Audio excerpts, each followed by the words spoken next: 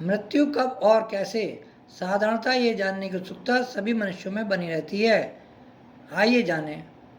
मृत्यु तो निश्चित है, किंतु कब होगी इसका निर्धारण मनुष्य के कर्मों के आधार पर तथा उसके आसपास वातावरण में स्थित नकारात्मक अथवा सकारात्मक ऊर्जा अर्थात पॉजिटिव और नेगेटिव एनर्जी पर निर्भर होता है।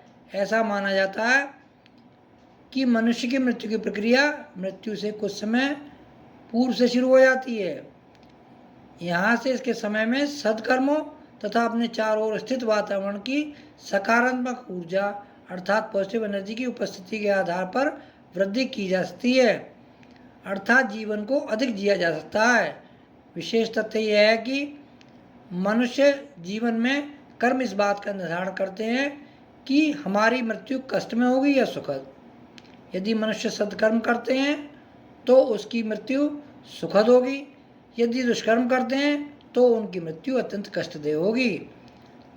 और मनुष्य के चारों ओर उपस्थित ऊर्जा यदि नकारात्मक अर्थात नेगेटिव होती है तो मृत्यु अल्पायु में ही हो जाती है, जिसे अकाल मृत्यु भी कहा जाता है।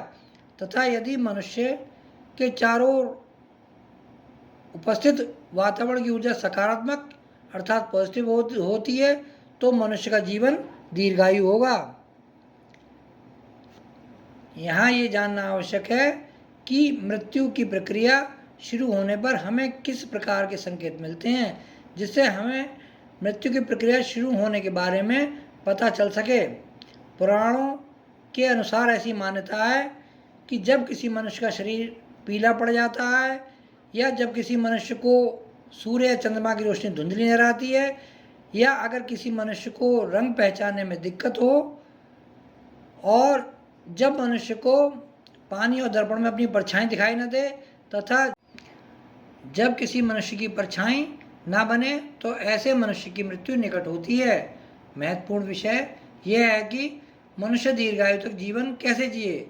इसके लिए यह आवश्यक है कि उसके चारों ओर सकारात्मक ऊर्जा अर्थात पॉजिटिव एनर्जी की उपस्थिति बनी रहे। इसका उपाय यह है कि वह नियमित तौर पर ओम शब्द का उच्चारण करे, जिससे उसके आसपास का वातावरण सकारात्मक ऊर्जा अर्थात पॉजिटिव एनर्जी से परिपूर्ण रहे और वह दीर्घायु को प्राप्त हो सके।